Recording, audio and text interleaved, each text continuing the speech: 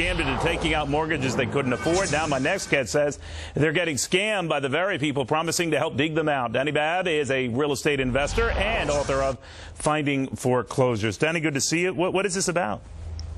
Well, Neil, there's two types of scams happening right now. The first one is called equity skimming, and this is where scammers basically find people on the internet because when they are late on their mortgage, a notice of default is filed, becomes public record.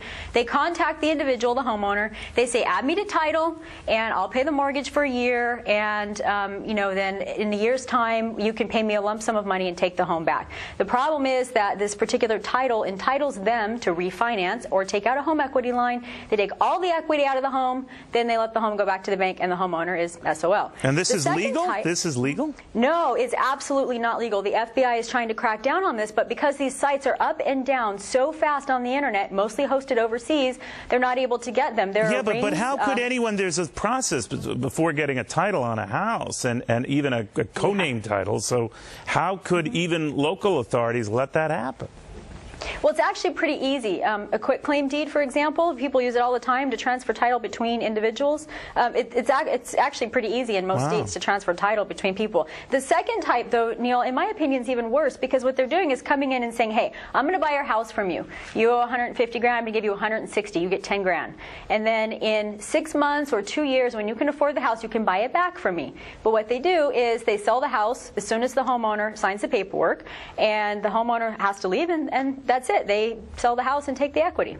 Okay, so you're concerned, as someone big in real estate, that this is also going to devalue properties all the more, right?